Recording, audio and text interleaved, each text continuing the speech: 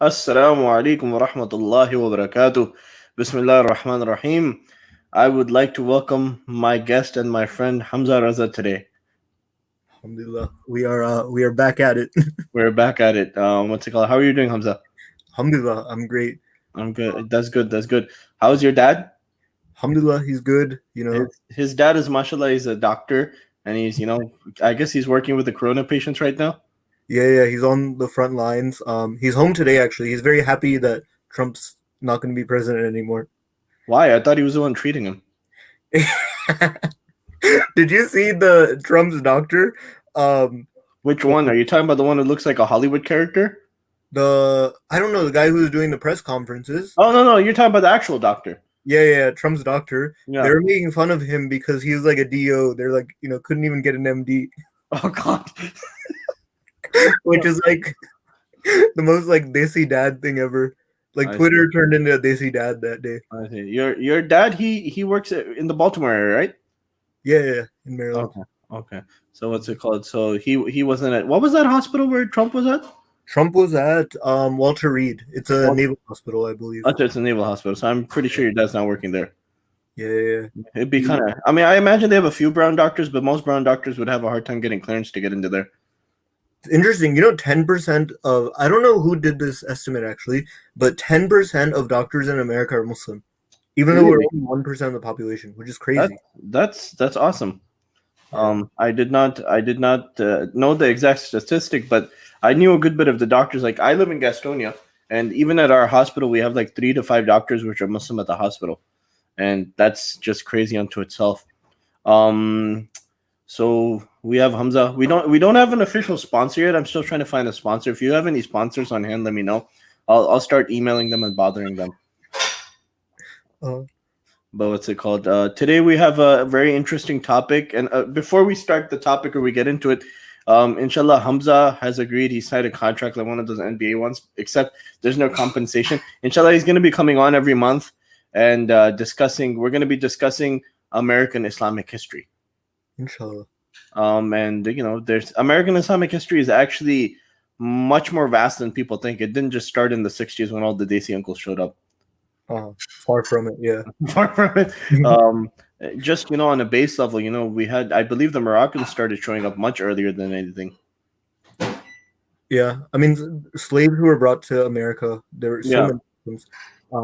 It's actually interesting. There's a statistic that people will say, 10 to 50% of slaves brought to the Americas are Muslims, but they have this idea of like Islam and Islam Noir, which was like Orientalist term, and it was this idea that West Africans are like not real Muslims, like only like North Africans are real Muslims, right? So pretty discriminatory. Yeah. So like the estimates for slaves who are Muslims is likely even a lot higher than that. Oh, okay. Because once you take into account that there's no such thing as Islam Noir, it's just Islam, then it just gets a lot higher.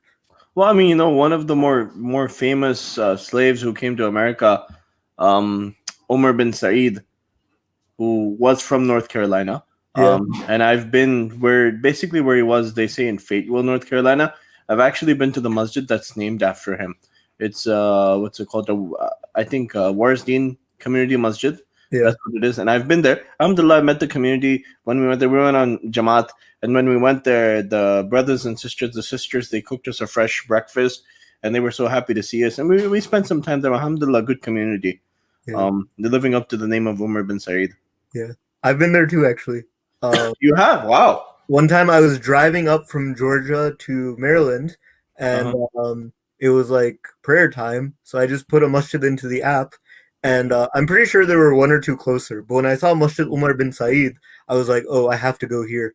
And it was affiliated with the community of Morthin Muhammad, which made me even more happy. Yeah. So it was nice to go there. This is when we were out in Rayford. There's a masjid out there, which is run by all the soldiers, because there's a military base out there. So all the people who attend that masjid, the Rayford masjid, are all like generals and colonels and so on and so forth. And Umar bin Said is just, the normal African American population, whoever's nearby. Yeah. But let's jump into the topic. What are we going to be talking about today? Yeah, so Where should we start? So the topic is Islamic Yeah. resistance to Go Dutch ahead. colonialism in South Africa. Okay. Um, so I guess the question becomes, I guess the first question is, why is talking about Muslims in South Africa important? And I really think that there are a lot of parallels between the American Muslim community and the South African Muslim community. And one of those early parallels is one we just discussed. The first Muslims who came to the United States of America were slaves brought from West Africa. And the first Muslims brought to South Africa were also slaves. And they were slaves um, from Indonesia, from Malaysia, from what was then called Ceylon, which is modern day Sri Lanka, from Bengal. They were brought over as slaves by the Dutch in the 1650s.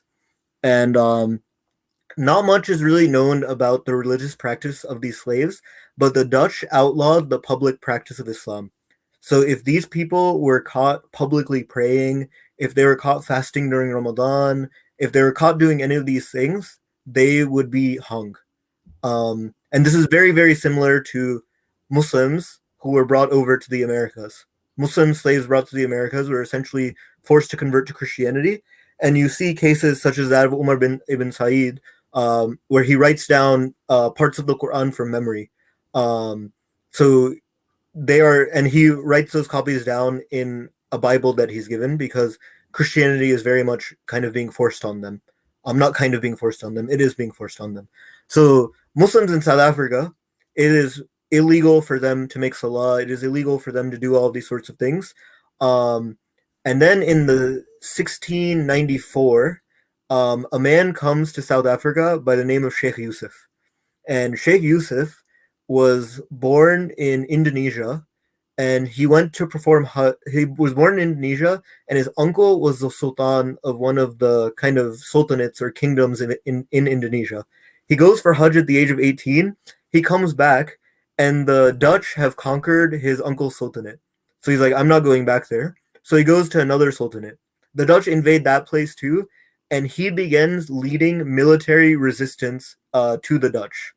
Um, and he's a sheikh in the Khalwati Tariqa, and he is kind of leading this kind of Dutch resistance. So the Dutch arrest him, and they take him to modern day Sri Lanka. He spends a little bit of time there, and then the Dutch they take him to the Western Cape, which is a part in South Africa where the modern day city of Cape Town is located, and this is also where these slaves are.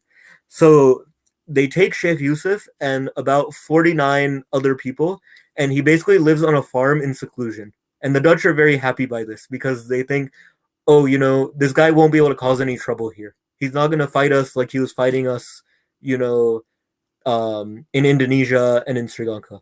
So he has this kind of like home here, and his home is also an abode for runaway slaves. Um, and then I should pause here. Do you have any questions or anything? I mean, he sounds like a South African version of Harriet Tubman. Yeah, he's very much kind of like a revolutionary, right? And he Yeah. is very much kind of housing runaway slaves. And some So of these, there are some parallels to what happened here and what happened there. yeah, And a lot of Muslims don't really know. I mean, that's one of the reasons. Like when somebody listened to the podcast, and they listened to your episode recently, they were like, "I really enjoyed," and it's a young Desi kid, and he was like, "I really enjoyed the episode about Imam Jamil al-Amin. I didn't know that much about him." He's like, "Can you do more episodes about American Islamic history?" And I was like, "Sure, why not?" I was like, and obviously Hamza, you wrote what was it? You wrote a thesis on this, right? yeah. So I wrote my thesis on Muslims in South Africa, and my thesis looks at three periods: the era of Dutch colonialism, which is what we're discussing today. The Yeah, second part is the apartheid era, and the yeah. third part is Muslims kind of who are active in South African politics and South African activism post 1994 in the democratic era. Uh, Um, but it's too much to discuss in one podcast, so yeah. I thought we could do the Dutch Yeah, colonial. yeah, yeah. So just if you can, I know this sounds really difficult. It might not be difficult, but basically, if you can, before we get really, I know you covered a little bit of Sheikh Yusuf right now, but basically, give an idea of the time periods. Like, what is this time period, and then what's the time period of the second phase, which you're talking about, and then the third time period. Can you just give the time periods at least? So Dutch colonialism goes from the 1650s up until 1794. And Okay. then there's British rule in South Africa from the Oh, 1800s to the early 20th century. And then okay. 1948, apartheid is made law. And Okay. then 1994, apartheid ends in South Africa. And 1994 is kind of South African independence from apartheid. It's their first Okay. kind of free society. And that goes on until the present day. And it's Okay. interesting, Sheikh Yusuf, who's considered the founder of Islam in South Africa, he arrives in 1694. Mm. So Muslims in South Africa, they will celebrate the beginning of Islam in South Africa, 1694, which is very symbolic because it's Yeah. exactly 300 years before South African democracy. Yeah. Even though historically there were likely Muslims, there not even likely, there most definitely were Muslim slaves there a couple of decades before. Yeah. Yeah. But symbolically, the 300 number is just very nice and kind of constructing a history. Yeah, yeah. I mean, it works out. It's like the over here in America they do the in 1974 something like that, or 1975 they did like this whole centennial bicentennial celebration. So I guess there's some sort of relation with people and numbers all the time, that people Yeah, always try to correlate something with some sort of numbers. And you do watch a little bit of basketball, right? a little bit. Yeah, Yeah, a not as little bit. much as most So, Muslim so boys. sometimes they'll be like LeBron James is the first, player to have 30 points and 20 rebounds and 10 assists at the age of 36, and just correlate some numbers together to make, something happen. So it's always humans are always trying to make numbers go together with something. Yeah. But go ahead, keep on continuing. So Sheikh Yusuf arrives in 1694 to the Western Cape, and his home becomes kind of a haven for runaway slaves. And a lot of these slaves will also come to him, and they will say, "It is illegal for us to pray Salah. It is illegal for us to fast during Ramadan. It is illegal for us to publicly recite Quran. So what should we do? Like, how can we preserve the practice of Islam?" And Sheikh Yusuf and other kind of shayukh who would come later on, they would assign them zikrs to recite. And they would say, you are, because of your circumstances, you are exempt from salah. You are exempt from all of this sort of stuff. But sing these zikrs and sing them like hymns so the Dutch don't know what you're reciting. So when you go to South Africa, there's a particular way in which they recite their zikrs that's really kind of special. That's very different, and it comes as a result of this heritage. So I went to one masjid in South Africa, and they were reciting the Ratib of Imam Haddad. Imam Haddad was a very famous Be'alawi sheikh who dies in the year 1720. Um, and he put together a list of prophetic du'as to recite morning and evening. And in South Africa, the Ratib is recited in this really distinct way that comes from this heritage.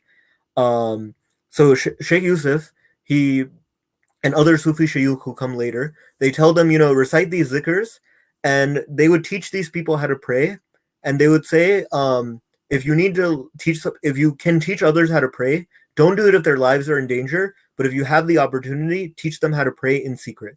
So Salah was something super secretive in this society, and it's something that we kind of take for granted, that we have the ability to make salah 5 times a day. We have the ability to establish masjids, all this sort of stuff. In South Africa, for 150 years, Muslims were not allowed to publicly pray.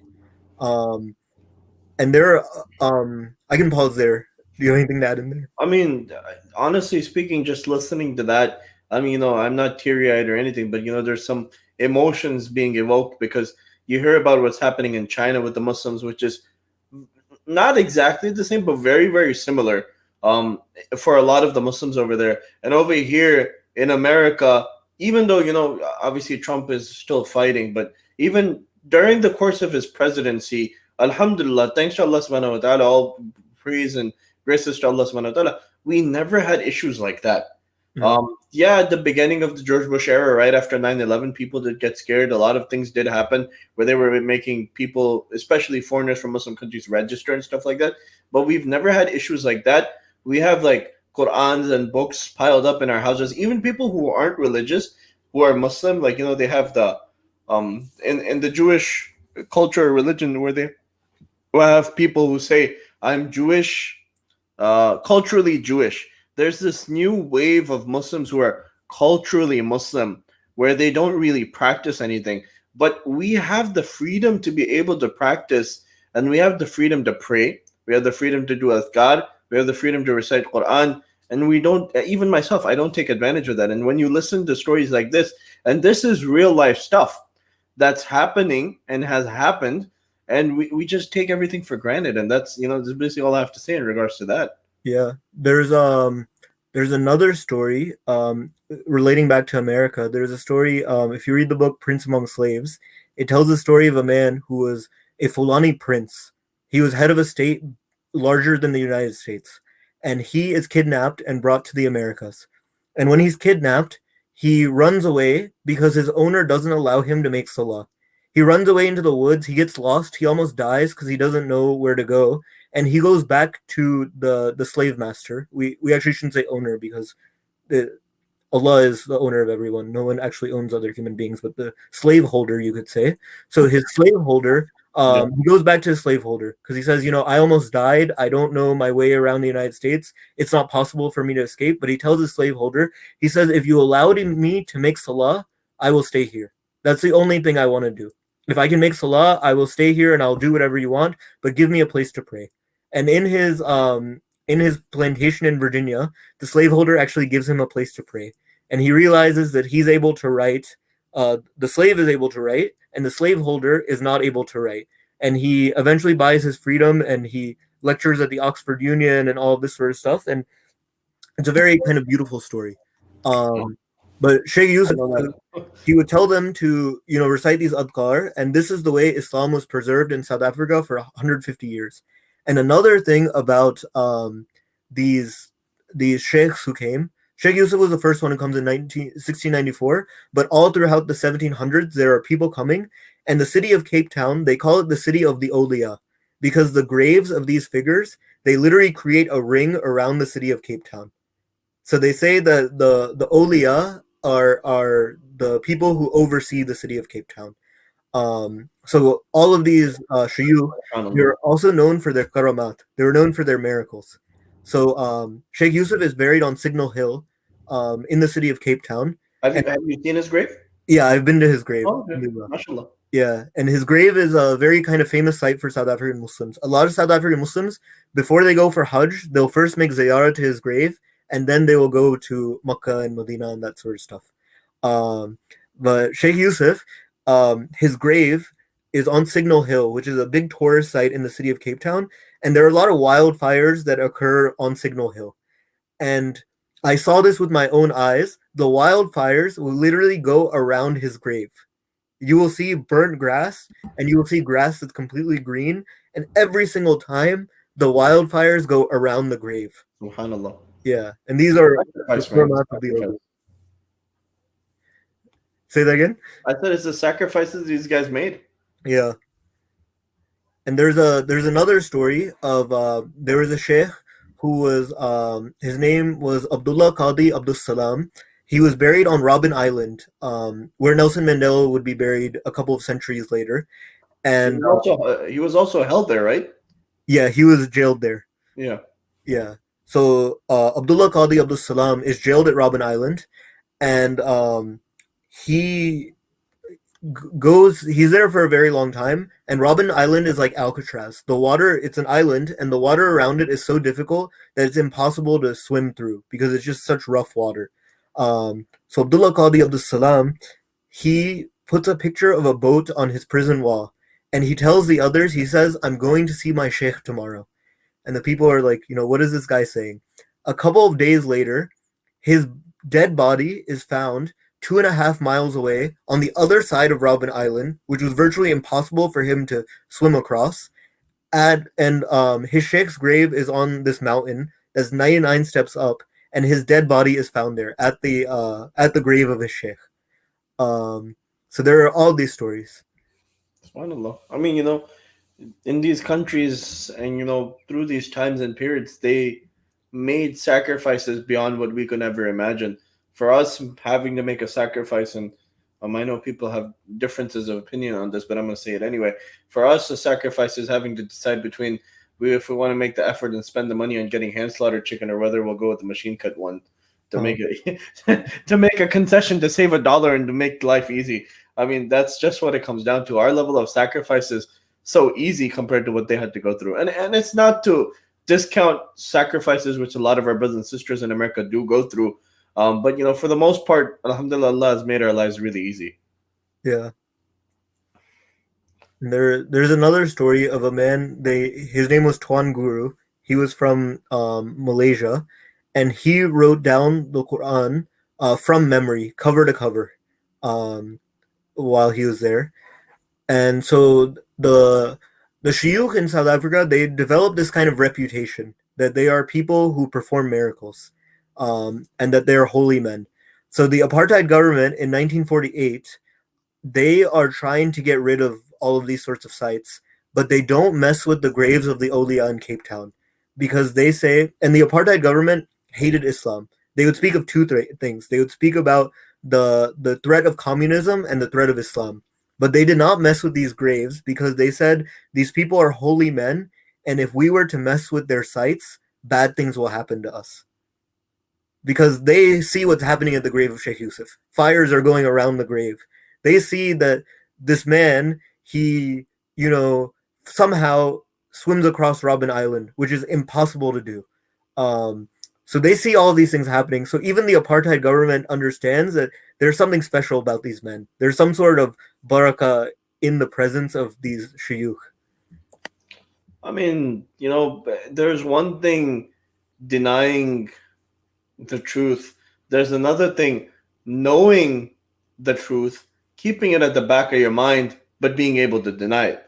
Yeah. Where for a lot of people, like in the example, and I don't bring them up often because I know they're quite cartoony people, but atheist, and their atheism. If you talk to them about a singular timeline, and you say, well, if there's a singular timeline, as you say there is, there has to be a start and there has to be an end. And for something to start, somebody has to start it up. Even if there's a car and you start it up, somebody has to be cranking the engine or revving it up.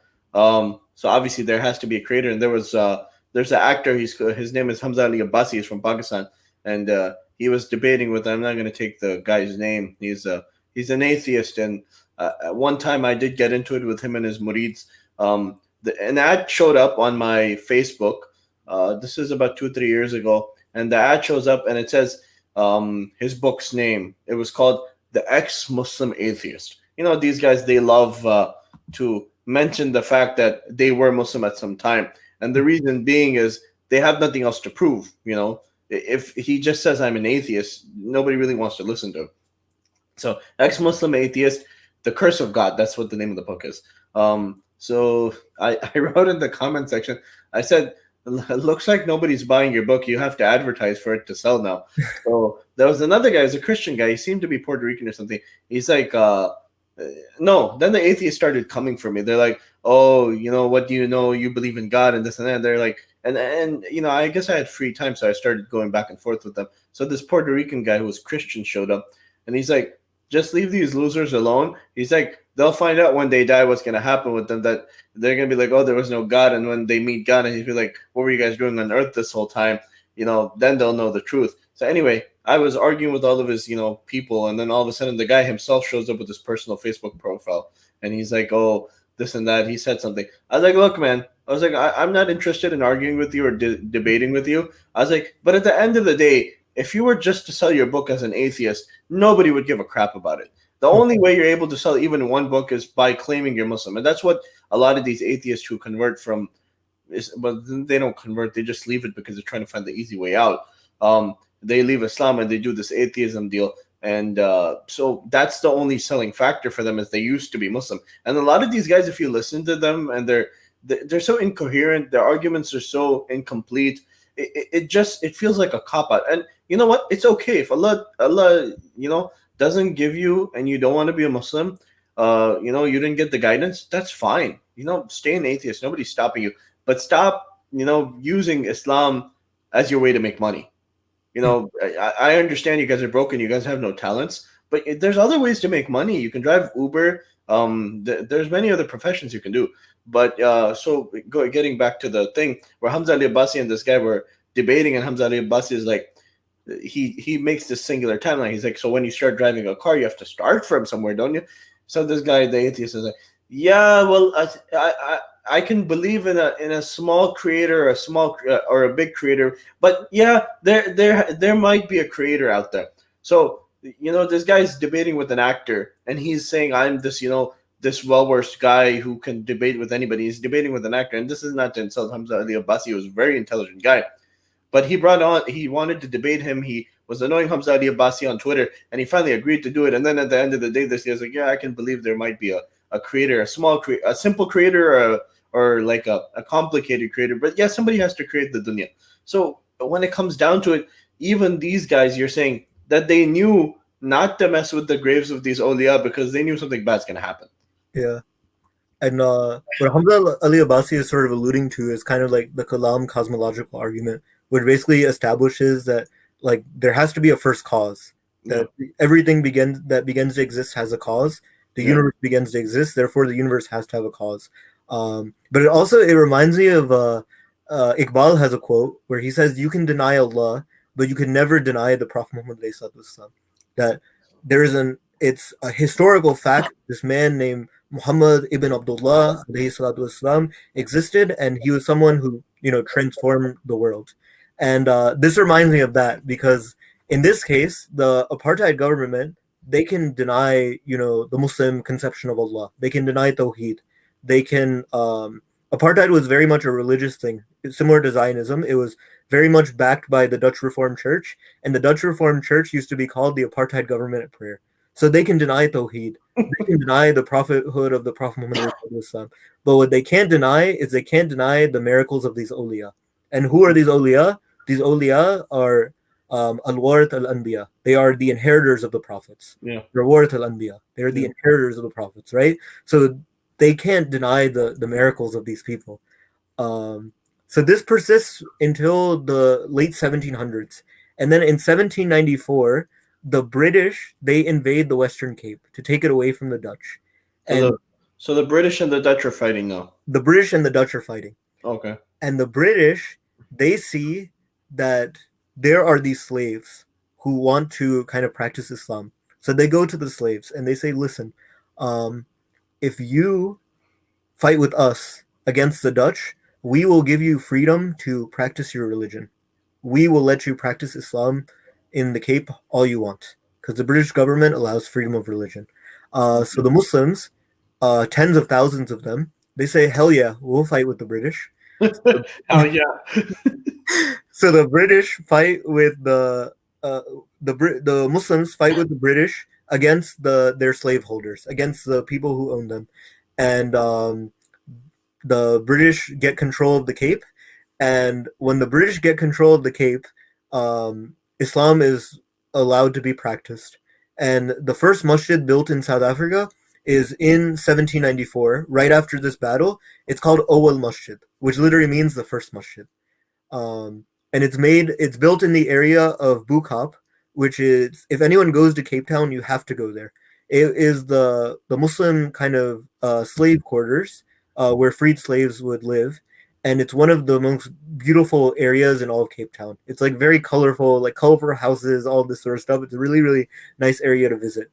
So after that, after over a century, Muslims are finally able to practice their religion. They're able to make salah in public. They're able to fast during Ramadan. They're able to do all of these sorts of things.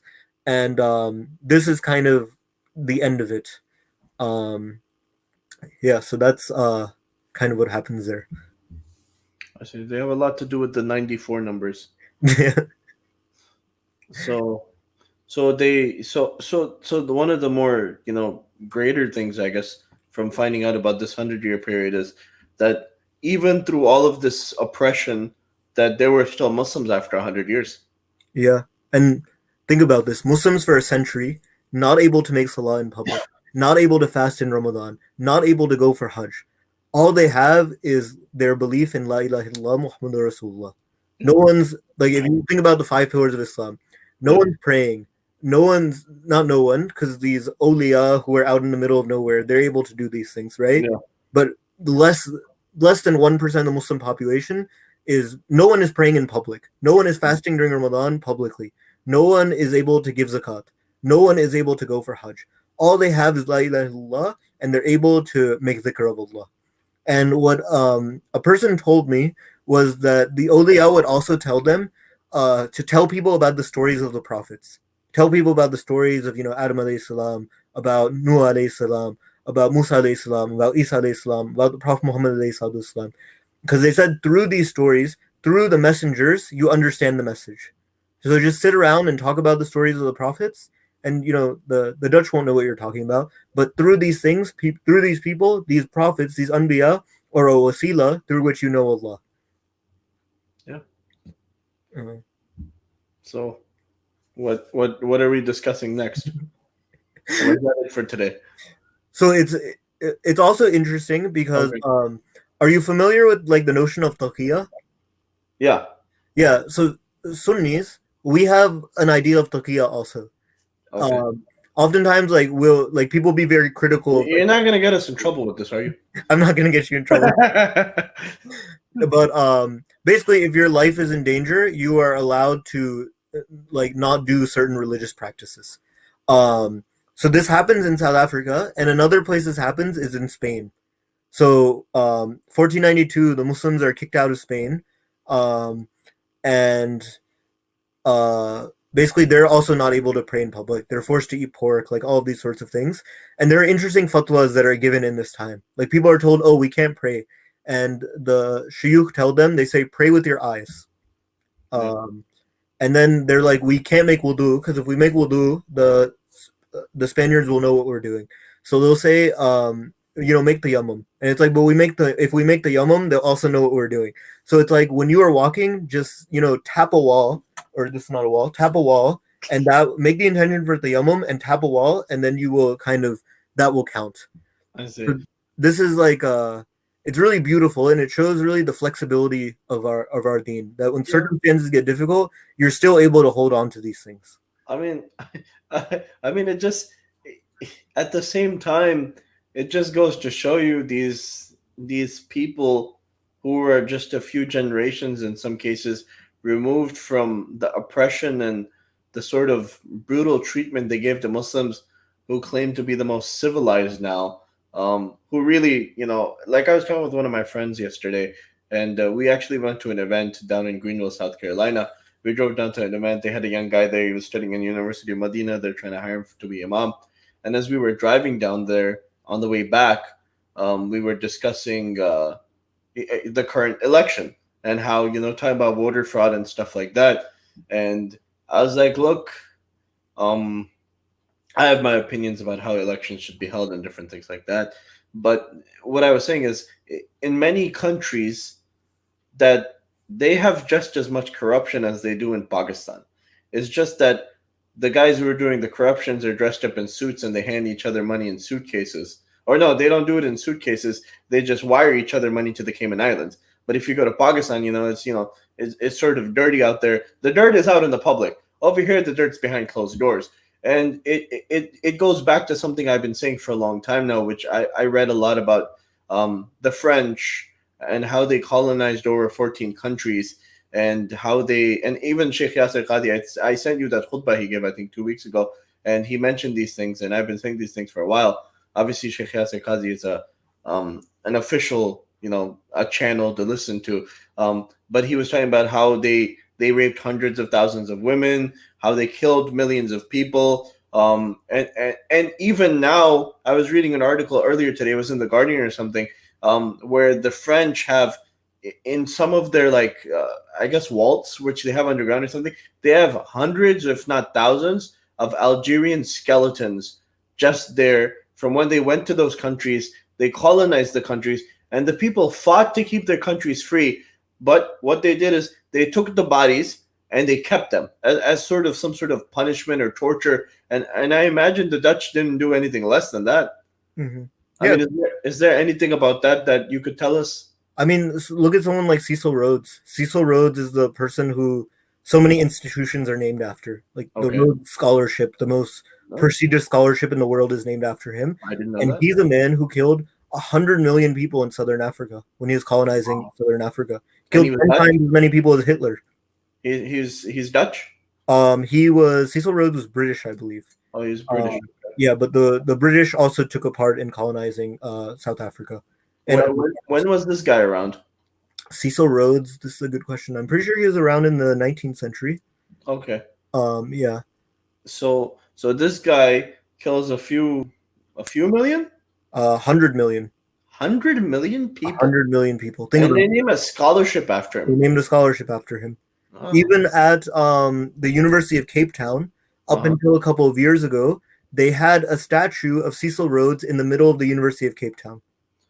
I mean, is there? I mean, I know this is a sort of an insensitive question, but It's a majority. the way these people operate, it seems as though within 100 years they might have like a scholarship named after Hitler. Yeah. I I mean, mean, think about that. Think about how outrageous it would be if we had a Hitler scholarship, right? A Cecil Rhodes scholarship is even worse than that. And the argument that people make is like, oh, Cecil Rhodes provided the funding for the scholarship, all this sort of stuff. So we're not saying he's a good person, but the reality is the endowment comes from the money he used to through his money was made off of exploitation also. But interestingly enough, in South Africa, a couple of years back, they had the Rhodes Must Fall movement, where they said, we don't want a statue of Cecil Rhodes. And they were like, we don't just want to, get rid of these statues in our university, but we want to decolonize the university in itself. Why is it that, we are reading this kind of Eurocentric corpus when there's so much kind of intellectual scholarship coming from the African continent? And the movement of Rhodes Must Fall started off at the University of Cape Town, and then it went over to the UK, to Oxford, and I actually know one of the founders of Rhodes Must Fall at Oxford. He's like a British Muslim guy that I met in Boston, and I was telling him about my research in South Africa, and he's like, "I'm one of the founders of Rhodes Must Fall," and I was like, "Wow, Subhanallah." He's also in the Bayalawi Tariqa, but so Rhodes Must Fall came over to the UK, where there was a statue of Cecil Rhodes at the University of Oxford, and then through Rhodes Must Fall, the movement came to the United States, and the idea of getting rid of the Confederate monuments and all of that is a result of that movement. oh, okay. So the movement to get rid of Confederate statues and all this sort of stuff originates from the University of Cape Town via the UK. Well, Which is very. I mean, one of the funny things about it is, like especially in the South, and you lived down in Georgia, right? Yeah, I lived down in Georgia for a while. You did. Where were you? Atlanta? I was in Augusta. I lived in Augusta from when I was 4 to when I was 10. Actually, you were in Augusta, Desi stronghold. Yeah.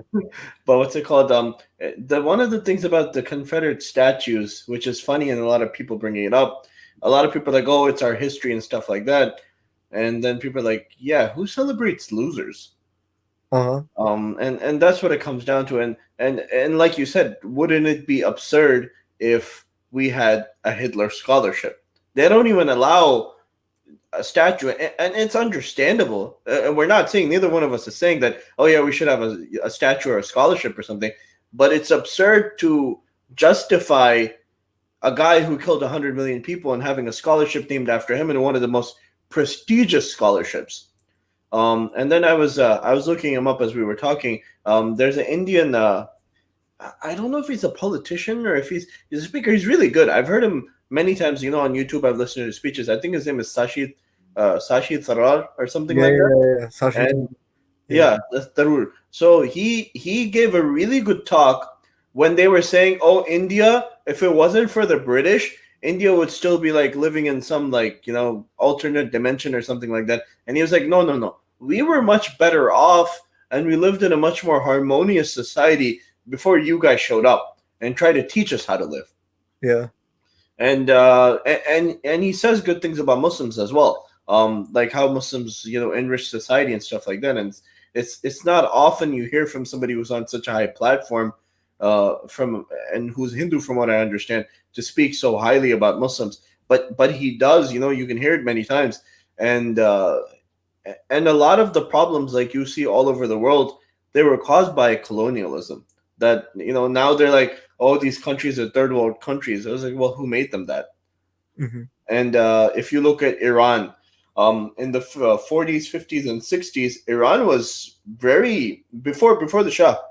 Iran was a very moderate country, and then they ran the whole, where they killed the president, and because of the whole oil thing where he wanted to nationalize the oil industry so everybody he got a benefit out of it, and the MI6 and the CIA sent people to go kill him, and they ended up doing that. They put the Shah in, and the Shah basically swung the pendulum all the way to this side, and people couldn't accept it. And then now you have the current state of Iran, which is all the way on, I guess, extremely religious side, and it's all of this is affected by underhanded politics. Yeah. And South Africa, I guess, is a perfect example for us to look at and see and learn from. Mm-hmm. Go ahead. I've been talking for too long. I gotta hear you for a little bit. South Africa is also an interesting place in that it's one of the few places in the world that was meant to have a majority. So there are settler colonies where Europeans were expected to kind of live there and live in the country. So America is a settler colony where you basically rid the people of the indigenous population, and the Europeans are there to stay permanently. Australia is also a settler colony. Israel is a settler colony. These are states where the goal was that the Europeans are expecting to move there permanently, whereas there are other places where the colonizers were not trying to stay there permanently. They were just trying to extract resources and bring them back to the home body. So Sashi Tharoor, in the speech that you mentioned, he talks about how India, the UK was taking resources, and basically the British were taking these resources and bringing them back to England. So South Africa is an interesting case in the sense that the Europeans expected to be there permanently. So there are these really strong institutions that were permanently built for white people to go there until the ends of times, right? Places like the University of Cape Town, the University of the Witwatersrand in Johannesburg, Wits University. And then later on, these places become predominantly black institutions, even though they're created kind of historically white institutions, and Africans, black people were not expected to go there. So South Africa is a very interesting case in the sense that it's between colonized nation and settler colony. Um, it's a very, very interesting case. And I mean, you've watched the Black Panther, the original movie. Yeah, of course. You remember? What's that? I saw it on opening night. You saw it on opening night. So you remember the scene where Killmonger is at the museum, and the lady's explaining to him where they basically stole everything from. If honestly, if we were to tell England and all these other European nations, you have to return all the things you stole, they'd probably become broke nations because they wouldn't have anything left. Yeah. I mean, all the freaking jewels inside the Queen's tiara are probably from like India and Pakistan and places like that. And have you been to? I imagine you've been to Pakistan a few times. I know you went like 2 years ago or something. Yeah, I've been twice in my life. You've been twice in your life. Yeah. Now, have you been to the Lahore Fort? I don't think so. You haven't been to the Lahore Fort. You haven't been to the Badshahi Masjid either? I've been to the Badshahi Masjid. Badshahi Masjid is right across from the Lahore Fort. Uh-huh. Okay, so the Badshahi Masjid, did you see the little fountain in the middle? Yes. So now at the fountain they have little like rings on it where they used to tie their horses, and inside of the engravings there used to be jewels and stuff like that, which are not there anymore. Mm-hmm. And obviously when the British came there, they pulled everything out and they took everything. Mm-hmm. So all of these things which the British so proudly claim are theirs, and they magically found them or something like that, it's all stolen goods. And it's similar, I guess, to the Dutch, where they stole everything they have, and they're so proud of everything they stole. Yeah. There are other issues in South Africa of like the minority white population. Like, even though there are political rights for everyone, in terms of economics rights, like they use the term like white monopoly capital. They kind of control all of the resources. So that's that, where there's still this kind of income disparity where the white minority is extremely wealthy, and the African masses don't have that sort of money. Also, are you still there? Okay, alhamdulillah, I think he's still here. I'm still here. I'm adjusting the light. Oh, yeah. Another thing that's interesting that happens in 1886 amongst the Muslims in South Africa is that there's a smallpox kind of uh, spread, and as a result of the spread of the smallpox, the British declare that there will be no funerals, and they say that everyone in Cape Town will be cremated. And the Muslims say, absolutely not. We will not like cremate. We will have janazas and do the burials and all this sort of stuff. So a young child dies at the beginning of this sort of rule, and the Muslims they carry 1,300 Muslims. They carry the child, the casket, and they say we're going to go to the graveyard. And the British try to stop them. So as a result of the British trying to stop them, there's like a weekend of rage of 3,000 Muslims protesting out in the streets, and they say we will refuse to cremate our bodies. We will do janazas. Now, when is this? This is 1800s, you said? This is 1886. Oh, okay, Yeah, 1886. yeah, 1886. Yeah, exactly. Um, so I like to say that the history of Islam in South Africa is one of resistance. Yeah. So these slaves are brought and they are required to their mere practice of Islam is an act of resistance. Their mere singing of the Ratib of Imam Haddad, of singing all of these adkar, of singing all of these zikrs, is an act of resistance. These shayukh who are brought over, they're not just Islamic scholars, but they are anti-colonial resistors. They were people who were militarily fighting the Dutch.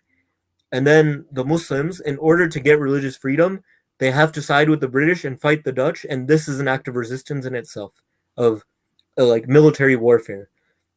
And then even under British rule, the Muslims are required to resist in sort of acts like this, where they are told to cremate and they'll say, we refuse to cremate. And this sort of resistance sets the tone for the apartheid era. So we can't get into all of it today because the role of South African Muslims in the anti-apartheid struggle is just so vast. Yeah. Nelson Mandela's cellmate in jail is a Muslim guy. Really? Gujarati I didn't Muslim know guy, that. actually. Yeah, Ahmad Kathrada. Oh, okay. I didn't know. Where was he originally, like South African? So there are two groups of South African Muslims. The first are what are called Cape Malays. And the Okay. Cape Malays are not actually like Malays in the sense of people from Malaysia, but they are the descendants of slaves from Malaysia, Indonesia, Bengal, Sri Lanka, who intermarried with the indigenous African population. Okay. Um, so they're a very kind of distinct racial group, and the majority of a good amount of Muslims, I don't want to say the majority, but a good amount of Muslims in South Africa are of the Cape Malay population. And then the other group are Indian businessmen who came to, or two, there are two kind of cycles of Indian migration to South Africa. First are indentured servants who come in the late 1800s and they live under British rule. And the second are kind of Gujarati and Memon businessmen who come later on. Why are my lights turning on? That is not good. Oh Okay. no, what's going on? What'd you say, man? I don't know. But the second are Indian businessmen who come in the early 1900s, and they're kind of like a wealthier community of people who are merchants and that sort of stuff. Um, and then later on, there's an indigenous African community that converts to Islam, and Islam is actually the fastest growing religion in South Africa amongst kind of indigenous South Africans. Um, so these are kind of like the three big groups of Muslims in South Africa. But during apartheid, Muslims remember this history, and they say the Dutch have not forgot their ancestry as people who oppressed us as oppressors, so we can't forget our history either as resistors. Yeah. So when they are fighting apartheid, there is the memory of Sheikh Yusuf. There is the memory of these slaves who weren't able to practice their religion. There is the memory of these Muslims who during the spread of smallpox, they went out in the streets and they said, we are going to do janazas, we are going to do Islamic burials, we're not going to allow for our people to be cremated. So this really really sets the tone for the anti-apartheid struggle. And in the anti-apartheid struggle, Muslims are only 1.3% of the South African population, but they make up 16% of the first parliament. Wow. So they are a community super involved civically, particularly in resisting apartheid. What is the? Do you know? I mean, I don't know if you know offhand, but what's like the current Muslim population of South Africa, like percentage wise? About the same, 1 to 2% of the population. Really, that's it. Yeah, Wow. but South African Muslims are everywhere. Yeah, Uh, yeah, yeah. And yeah. I mean, they're very well organized. Their madaris, their halal organizations, all over. They do so well. And like, I'm in touch with a South African scholar. He's from, where is he from? I think he's from Cape Town. Yeah, he's from Cape Town. We talk from time to time. His mother recently passed away in the and we talk all the time. And he's part of the Talimi board, Oh, and they publish their books and everything like that. And he's like, anytime you need a book, you can just hop onto the Talimi board website, and they have their basic Nurani Qaida, they have the Ta'lim al Haq, they have the Fadail Amal, and all of the books. They have them all available on their website. They have books on ghusl, everything. So if somebody converts, like literally, you could hop onto that website, and obviously, a mistake which we make, especially in America, is when somebody converts or reverts, which is the proper term, we just hand them a whole bunch of books and be like, look, go learn on your own instead of teaching them. But on this website, they have all the materials you need as a teacher to be able to teach people. Obviously, people have different, opinions. Some people are Shafi, Maliki, Hanafi, Hanbali, stuff like that. But in a general sense, you can teach people ghusl, wudu, stuff like that based off of these books. And they've done such a good job of compiling all of these materials to make our lives easy. Because in America, honestly, we don't have material like that or any sort of good organizational structure like that. And mhm. it also doesn't help that we're so widely spread out. America is a country which is so widely spread out. Going from Southern California all the way to the upper part of Vermont, you wouldn't even think you're in the same country anymore. Yeah. I mean, if you went to Vermont, you'd probably go visit Amo Bernie or something like that. Hell yeah. But I think one reason that South African Muslims have been so successful civically is because they remember their history. And this is one thing that I really think about. Like, as American Muslims, we have this history, but we don't remember this history. And this is why discussing like the history of Islam in America with you will be so, I think it's very important because it's really, really crucial that Muslims remember this history, Yeah, that we have this, heritage, the spiritual heritage, and in the case of many Muslims, sort of even biological heritage, yeah, going back to people like Umar bin Said, yeah. going back to, I heard something very beautiful once that someone said, perhaps Islam in America came from a slave who was on the Middle Passage, came to the United States and made dua to Allah, like, oh Allah, allow Islam to spread in this land. And that is why, we came here today. That is why there is a resurgence of communities like the community of Imam Warthin Muhammad, like the community of Imam Jamil Amin, which we discussed last week. So like if American Muslims were able to kind of recognize this history and connect the dots, going back to slaves who came to the United States, to movements like the Moorish Science Temple, the Nation of Islam, Marcus Garvey's UNIA, the Dar Islam movement, all the way to the community of Imam Warthin Muhammad, the communities of Imam Jamil Amin, all the way to kind of the present day communities like ICNA, ISNA, all of this, all the way to what we have today. If American Muslims understood that history, we would be able to better understand ourselves as a community. And when you know your history, you get a better sense of direction. I Um, mean, would it be fair to say that if we were to look at our history, compile the history? I mean, I don't know how many books we have. We probably have plenty of books. Compile the history. If we have it compiled, bring it into sort of a modern form, like what we're doing the podcast, and do different things like that. And we were able to broadcast it to the people, that people would have a better appreciation of who we are as Muslims in America. Oh, 100%. Because it's a really big issue. Sometimes you ask, like, if you ask a South African Muslim, when did Islam come to South Africa? They know. They'll say, Islam came when the Dutch showed up. We've been here as long as white people have been in this country. We've been here since 1694. If you ask an American Muslim, when did Islam come to this country? They'll say, oh, like maybe like the 60s, but like the Nation of Islam, were they really Muslims? So I guess like 1974 when Imam Warthin Muhammad transitions them to Sunni Islam. It's like, oh, maybe there were some immigrants like in the 50s or 60s. Maybe there's some random like Turkish dudes who came like early 1900s. Random Turkish dudes. Yeah. Dearborn, they came to work for Ford in like the 1870s. It's like, no, we have had Muslims in this country since, the 15th century. Yeah. Muslims have been in America for, over 500 years. And this is something that we don't appreciate. And it's because of this lack of appreciation for our history that if you don't understand your past, you're not going to understand where you're situated in the present. And if you're not going to understand the present, then you're not going to have a sense of direction for where to go in the future. Um, so it's really, really important to study that history. Well, I mean, just looking at it, and the Chinese claim this with Admiral Zhang He that he was a Muslim, and they say he discovered America in 1420, well, way before Columbus, the oppressor, sailed the ocean blue, who somehow has become a hero. Who's, even though people have exposed who he was, he's still seen as a hero. He still has a holiday, which is so unbelievable. He killed hundreds of thousands of people, and he stole from them, and he's a hero somehow. It just goes to show you that I guess skin tone makes a big difference. Yeah. This is also interesting. I've read stuff on how there are Ottoman maps pre 1492 that actually have the United States and like North America and South America on them, Yeah.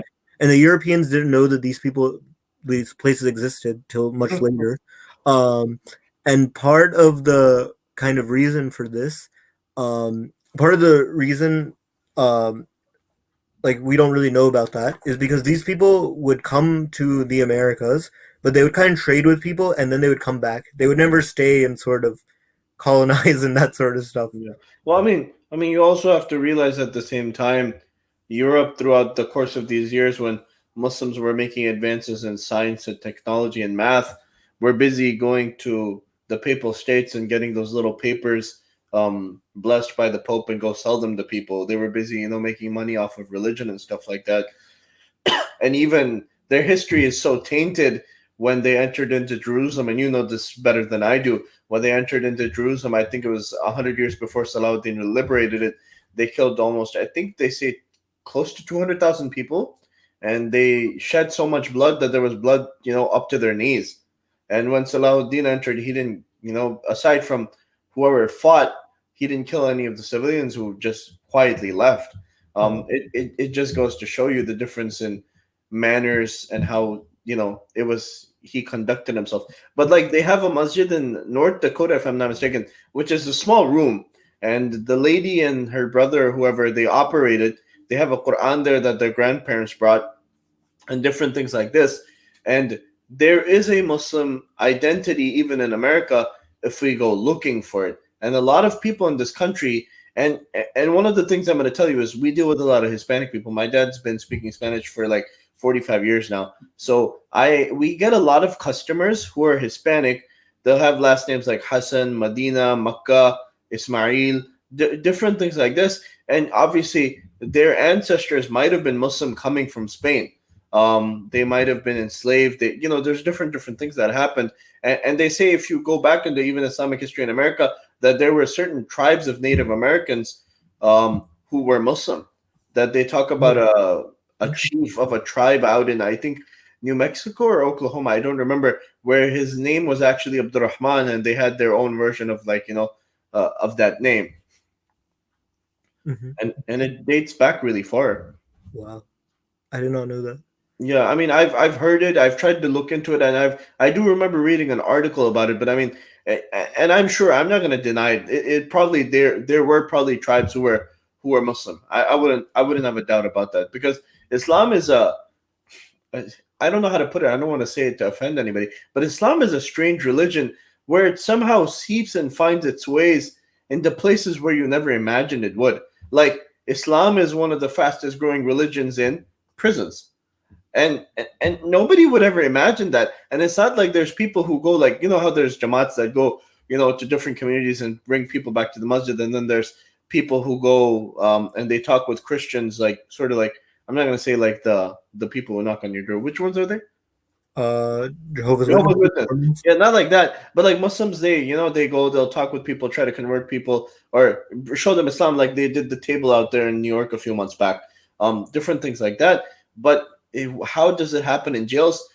Malcolm X Christians and many different people like that, because they have educational material, they start reading and looking, and then they become Muslim. And Hidayah is weird in the way that we have no control over Hidayah at all. Yeah. It's, guidance is all in the hands of Allah subhanahu wa ta'ala. So much so that, you're talking about these, you told these great stories, historical stories about South Africa, and how basically these are our ancestors as Muslims, how they maintained their Islam through doing dhikr. That's it. They couldn't pray, they couldn't read Quran, nothing. And then Islam has a resurgence 100 years later, and 100 years following that, Muslims are fighting to do their janazas, and then following that 100 years, they're fighting apartheid. And over the course of 300 years, you see the oppression and how everything takes place. But still, Islam has a resurgence over there, and they have. And you said there's still a very small population, but they're very strong, and they make their, they have influence. Yeah. And we have like, I think, what do they say? They say Muslim Americans make up 1 to 2% of the population in America. Same as South Africa. Yeah, but we have no influence here. Yeah. We're dancing and clapping for joy because there's like 3 people in the House of Representatives, but I mean, having 2 people isn't even representative of Muslims. Yeah, I wouldn't say we have no influence. I wouldn't go that far. Oh, okay. Well, I mean, my mistake. I'll take that back. And I have a lot of like hope that the Muslim population in America is growing in like our ability to assert ourselves electorally, and Muslims in America have done very well. Like you mentioned in the beginning, like 10% of doctors in America are Muslim. Yeah. There's a growing, amount of Muslims in academia. There are a growing amount of, Muslims in like business. There's a growing amount of Muslims who are kind of succeeding in activism, in this sort of stuff. So I wouldn't make the claim that like we have no influence. Well, I was talking more so like a political sense. Yeah. Where having only 2 representatives is, there's a tiny bit of influence, but comparing it with South Africa, I'm just doing a sort of a comparison where we don't have that same level of strong influence as they do. Maybe that's the more proper way to put it. One day, inshallah. Inshallah, one day. Time. But though I would be interested in also doing a comparative study of like there are 3 kind of stages of like South African Muslims, you could say, like the Dutch colonialism, which we talked about. Yeah. Muslims who are super active in the apartheid era, and then the Muslim kind of activism of today. And I think you could draw the same parallel to the United States, where you see kind of people like Umar bin Said, people like Ayub bin Suleiman, who are kind of resisting, who are being Muslims and resisting during slavery. And then you see kind of like within the Black Power movement, people like Malcolm X, people like Imam Jamil Amin, people like Betty Shabazz, like all of these sorts of people. And then you kind of see the activism of the modern era with, people like Linda Sarsour, people like Mark Lamont Hill, organizations like the Inner City Muslim Action Network in Chicago. So you could draw like these same parallels. Yeah. Yeah.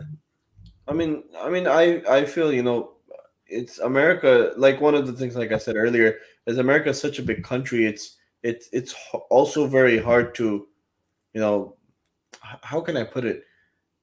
We're not in touch with our history. That's one thing that really does hurt, where you get a lot of motivational, inspiration, motivation, a lot of energy from knowing your history.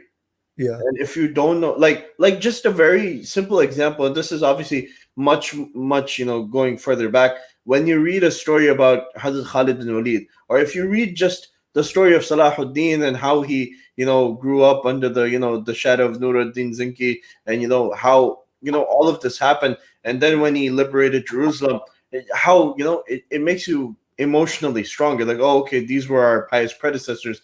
Here's what they did. If you read the story of Hazrat Umar radiallahu anhu and his 10 years of Khilafah, it just gets you emotionally going. If we were to know our American Muslim history like that, I imagine it would have a similar effect on us, where if somebody were to challenge us, oh, go back to your country. I mean, even though both of you were born here as well, right? Yeah. Okay. I mean, a lot of guys who grew up over here, they might have been born in Pakistan. It's all good. But like, we were born here, and we still see this sort of rhetoric, like, go back to your country or do this and that.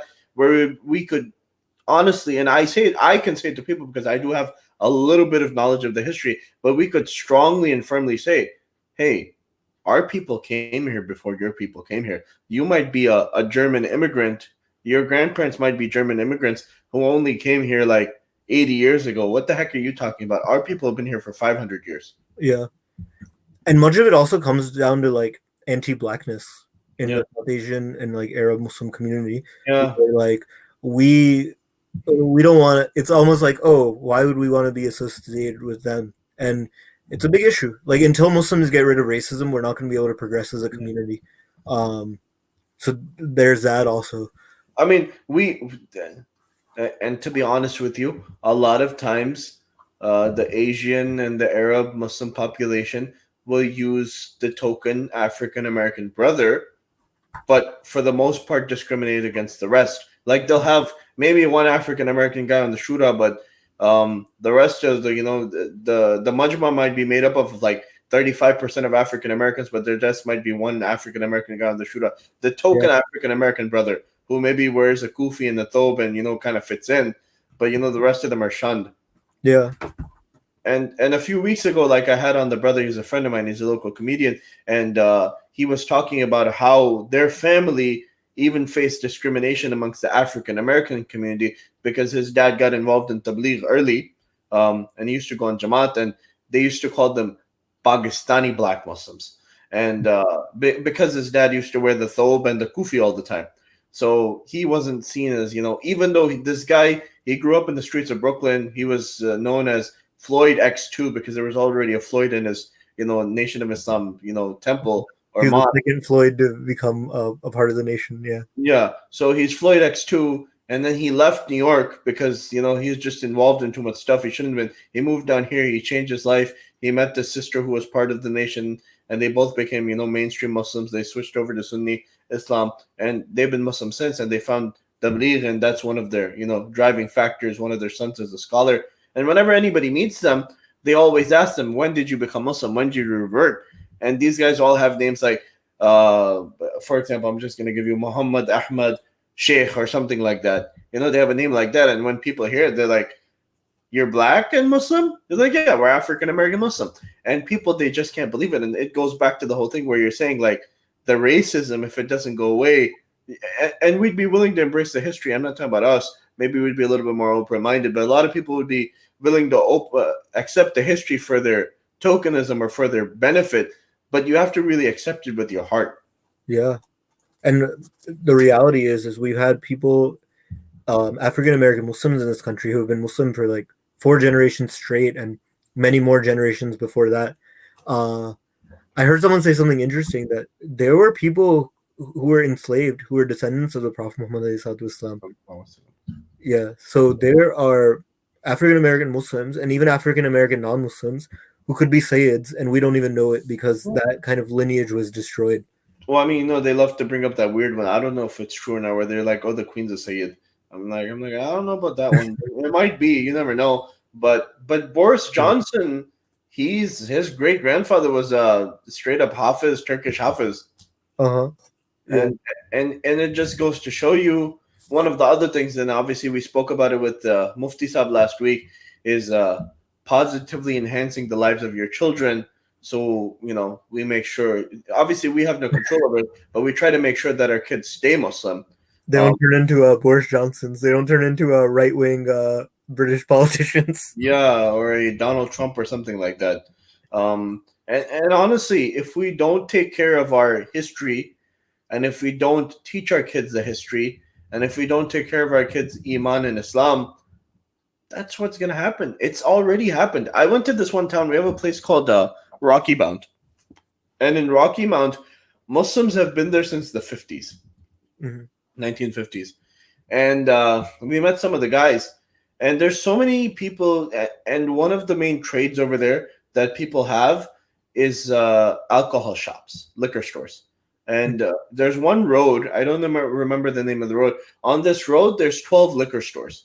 And they're all owned by various different Middle Eastern Muslims. And you go into there, and they're very welcoming and very nice.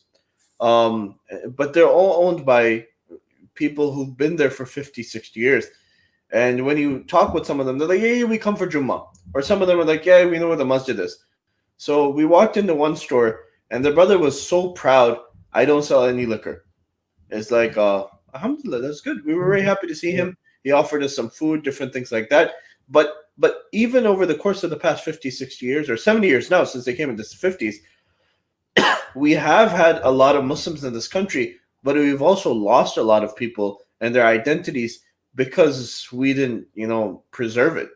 And there was one uncle, we went to the masjid, and obviously he was thinking from a closed-minded perspective, where you mentioned that the 1920s wasn't when the Muslims showed up. They've been here. So he's like, oh, the first wave of Muslims came in the 20s and 30s, and they all got wiped out because they didn't take care of their kids. So all their kids became, I guess Americans or white or whatever. And then he's like, then we came in the 60s and 70s. He's like, when we came in the 60s and 70s, we established the MSAs, we established ISNA, different things like that. He's like, so that's why we're still Muslims, because, we established these centers and different things like that. And obviously it makes a difference because before then, sometimes some Arabs were able to circumvent the system and purchase property. But a lot of times Muslims who came in the 30s and 40s weren't even able to buy property in this country because they fell under the same laws, I guess, as the African Americans. Yeah, they were. And what's it called? They had this very good series on Chinese people, Chinese Americans, and they brought them as railroad workers, I think in the 1800s, right? Mm-hmm. And so they weren't able to buy properties either. And so when the 1940s rolled around and they were able to buy property, some of them, they would buy stores like convenience stores, and they would live in the back. And they have a very similar history where they were here for 100 years, but they couldn't buy properties. So similarly, Muslims weren't able to establish masajid. Like we do have the masajid towards the north, where when I met Imam Siraj Haji, he was telling me about geriatrics mosque, where all the people there are just in wheelchairs and walkers and stuff like that. And we were talking about that, and he was telling me all the people there are 80 plus. Everybody who prays there is 80 plus. I was like, wow, 70, 80 plus. And so they were able to establish these masajid because they were in predominantly black areas. They lived there. They established the communities there. Alhamdulillah, and that's part of our history as Muslims. But we need to acknowledge it. And inshallah, I'm really looking forward to, getting into this. And where do you think we're going to start with it? With the American Muslim history? Where do you want to start? We could start with enslaved peoples. I think that would be a good place to start. Yeah. Okay. What do you think about I mean, I don't know. I don't think it would be too much history about it. There would be some, but the Moroccans who came here before then. I don't know anything about that. I would have to do some homework. You'd have to do some homework. You have a month, man. I have a month. You have a month, but I mean, I imagine you have other things going on. All your murids are probably waiting for you. For a lot. But what's it called? I have no murids. Only a peer. Only yourself as my peer. I'll leave myself as your peer. But no, this South African discussion was. I mean, I know we didn't get too deep into the history, but even itself was whatever we did discuss was really inspiring because it just goes to show us as American Muslims we really haven't delved into our history as much as we should have, and we don't listen or watch or put our resources into it because what isn't there what is the name? There's this one. Is it Jack Shaheen? Or what's his name? He's a author. I'm gonna have to look his name up. But he's wrote a lot of Esposito, right? Yeah, Esposito. Yeah. Esposito. I don't know why I was messing up the names. But he wrote a good bit of Muslim material, right? Yeah. He has a really good book called Islam: The Straight Path. Yeah, and he's not Muslim. Not that I know of, but he writes like a Muslim. Is he dead or is he alive? He's alive. He's alive. And then you have the one guy I really love is Dr. Craig Considine. Uh-huh. Have you ever seen his tweets and Instagram posts and stuff like that? I've seen a few, yeah. That's one of the things about Hidayah where you're wondering, how is this guy not a Muslim? I'm also not a fan of these white dudes who make a living off of Islam. Yeah. And also for Muslims, it's why are you retweeting this white dude? Retweet someone who's actually learned in the religion. I don't know. It's just some of those guys. They're kind of inspiring, like inspiring in a way that he has so much knowledge. He speaks so kindly and nicely about it. How's this guy not a Muslim yet?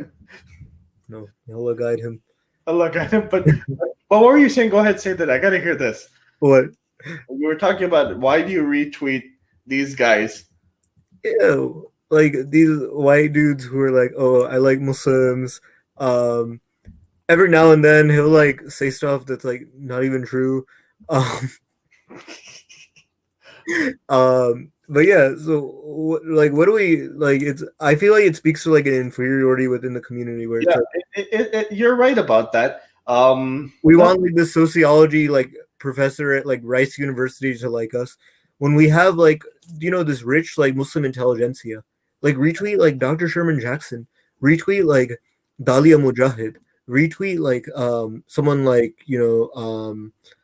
Dr. Jonathan Brown or like Osama Al-Azami or like someone like Dalia Fahmi.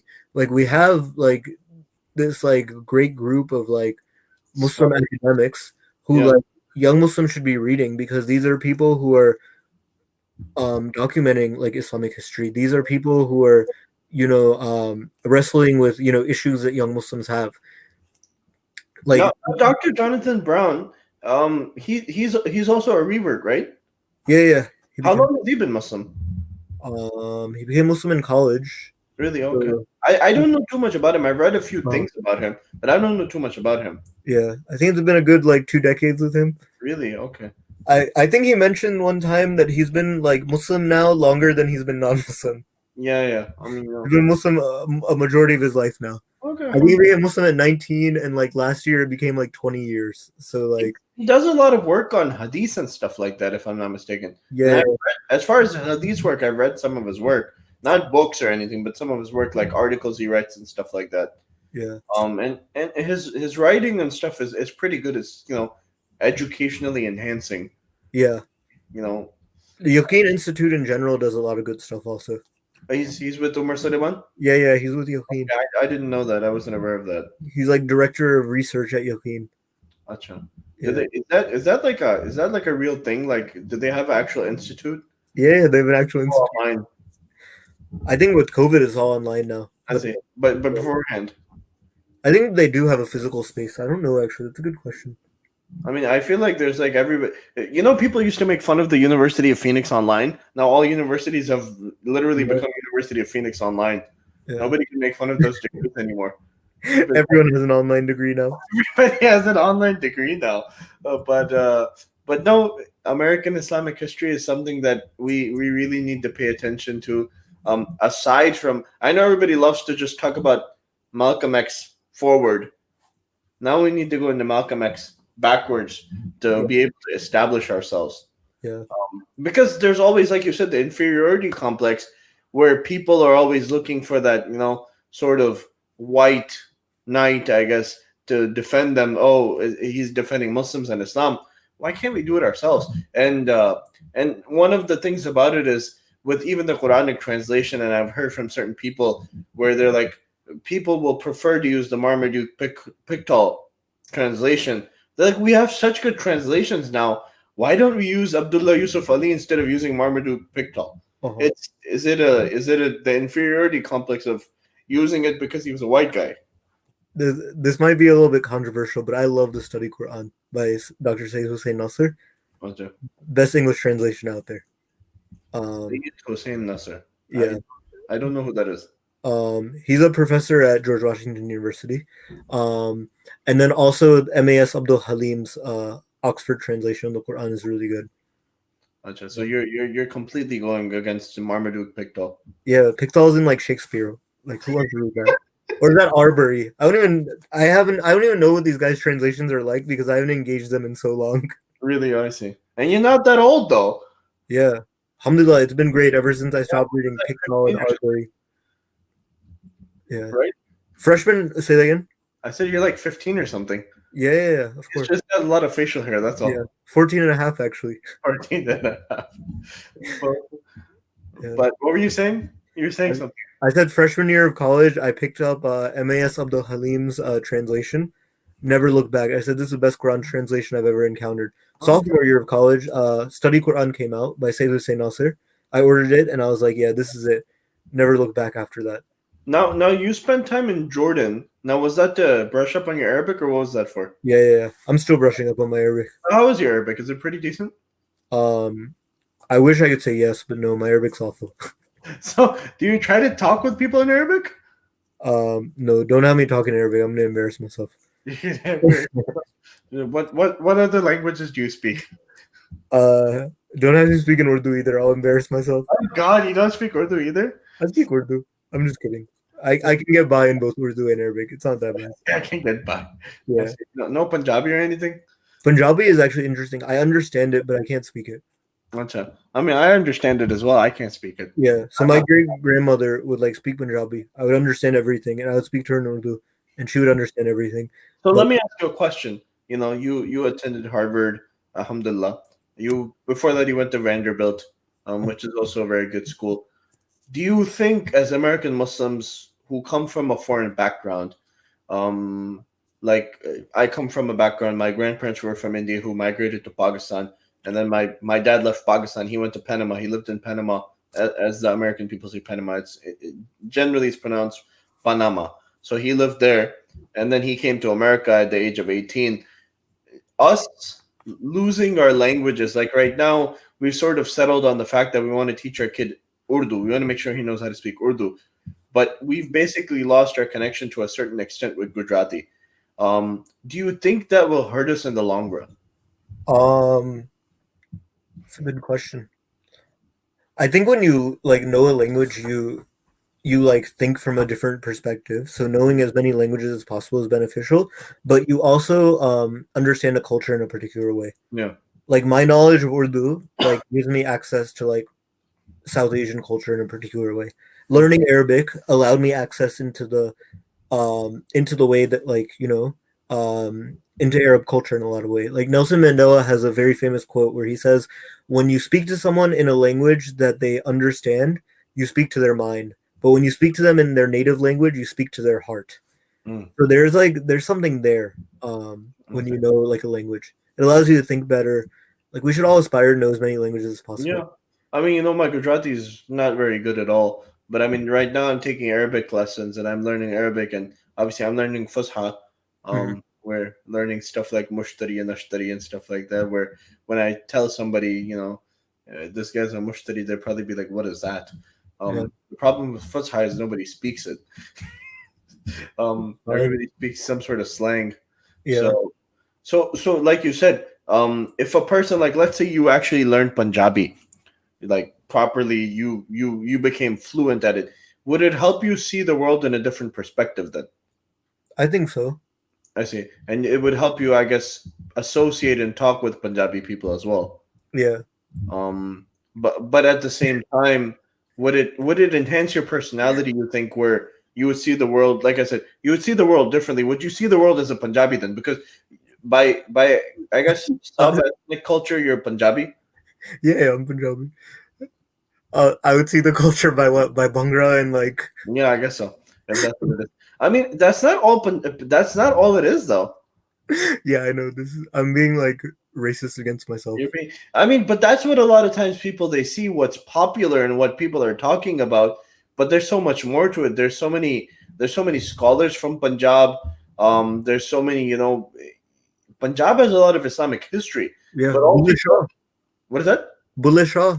Yeah, Bulleh Shah. Yeah. And you have the Lahore Fort is there. It's in Punjab. Obviously the Sikhs, they have a very solid history in Punjab as well. But speaking in general, Islamic history from Punjab, the Mughals were basically there. So I would imagine there's a lot of Mughal influence in the Punjabis themselves, where we, as the Gujaratis who came from India, were migrants. You guys have, I guess, always or for a few hundred years been there. My mom's side, we're Muhajirs actually. Muhajirs? You told me where? We're speaking Muhajirs from Panipat. Panipat, I see. Yeah. Panipati. Panipati. You ever heard the recitation style, Panipati? Yeah. There's a guy actually in Baltimore, Qari Zahid. He does. I have his video saved. Oh. When he recites in Panipati, that's it's just beautiful listening to that. Yeah. Qari Zahid's up. He was, I believe, he was one of the famous Fatih's teachers. Yeah. Yeah, both the called. So, do you guys attend that masjid when you guys are Um, allowed to go to the masjid? No. it's far. It's not like the local masjid. I've been there before. Acha, what is the local masjid to you? Local masjid is Frederick. Acha, Frederick or Fredericksburg? Frederick. Isn't Fredericksburg? That's in West That's Virginia. in Virginia. That's far away. Yeah. You've been there as well. I don't think so. Acha, you don't think so? Have you? You've never been to Gastonia. We must bring you to Gastonia. Inshallah. I've been to the, I told you earlier, I've been to the Umar bin Said masjid. Yeah, yeah. Alhamdulillah. What's it called? No, we've had alhamdulillah, we've had our fair share of scholars pass through here. There's a scholar who passed away earlier this year, the principal of Darul Uloom Deoband. Oh. He Sayyid came to Ahmed. North Carolina. What is that? He came to North Carolina. No. He came to Gastonia, North Carolina. Oh, subhanallah. A lot of times people they ask, they say, "Oh, so you're from Charlotte," and we make sure we differentiate ourselves. And I hope nobody from Charlotte's watching. We're very proud of our Muslim history here in Gastonia. Muslims have been here since, say, the 70s. One of the doctors who was here, he purchased the property in the early 80s. We built a cemetery. We've had the cemetery since 86, I believe. Then in the 90s, they started collecting money, and they collected enough money to build the masjid. Mm-hmm. The masjid was built in 94. Doors opened up in 94. Now, this is going to sound crazy, but I'm going to let you know this, and obviously there's a few people listening. In 97, my father and my grandfather, as they were praying Zohar, they were stabbed by an Egyptian man who was Muslim. He said he was Muslim. I don't know. And he had also threatened to kill the founder of the masjid. So he stabbed my father and grandfather as they were praying Zohar. We got a call that day. We went to the hospital. It was on the news and stuff like that. They put him to trial, and then they let him go. You know how the court system here is just weird and funky. They let him go after a few months. Afterwards, he tried to kill a few more people in different states. So yeah, he was a little bit crazy. Then we've after that we had but one of the main things we've always had, and we've seen the effect of it on our society and our community, is we've always had the maktab program. And you know the maktab program. Mm-hmm. 5 days a week, 5 to 7, 4 to 6, whatever it is, madrasa every day. You learn Nurani Qaida, you learn Quran. But the effects from it, people don't see it or people don't realize it, but it has a great effect on the society. MashaAllah, we have over here raised, some of them were not, one or two of the hufaz were not born here, but we have close to like 13 to 14 hufaz here. Most of them were born here. Alhamdulillah, we have one mufti and two scholars, two alims who are from here as well. One of them is in Canada right now, but the other two are here. They're scholars. And alhamdulillah, we have, like I said, close to 10 or 12 kids who were born and raised here who are hafiz. One being myself. And for a town like for Gastonia, to have about 10 or 12 kids who were born and raised here to be hafiz is just impressive unto itself. Yeah. Once you go to bigger cities, you won't find, a lot of times you'll go to bigger cities and you won't find that many hufaz who were born and raised there even. Mm-hmm. And so alhamdulillah, there's been a lot of sacrifice, a lot of blood lost, literally and figuratively, and a lot of just overall sacrifices put in to making the community what it is. And alhamdulillah, we've always made efforts to bring in scholars, guest speakers, different things like that. Like we've had, like I said, Sayyid Ahmed Palanpuri, the principal of Deoband, came with his son like 3-4 years ago. We've had many other notable scholars from Pakistan come through, like Mufti Naeem Sahib, who passed away earlier this year, who was from Jamia bin Noria. He used to come like almost every year back in the day. So, and then there's a famous scholar, his name is Zahidur Rashdi Sahib. He's a very famous author in Pakistan. He writes, one time he came here to the United States, and they stopped him at the airport in Los Angeles, and they asked him, "Do you know how to use a weapon?" He said, "Yes." They said, "What do you know how to use?" And he pulls out his pen. He said, "This." He's like, "This is the most dangerous weapon you'll ever see." He's like, "Why?" He's like, "This can create countries and this can destroy countries." And he's mashallah, he's a very intelligent guy, and he's an author. So we've had people like that pass through here, and it's not by accident that happens. it's through people's efforts and sacrifices that stuff like that happens, that you're able to get such awliya and such ulama to pass through. Where there's many big cities where they'll have halagullah, halagullah, right?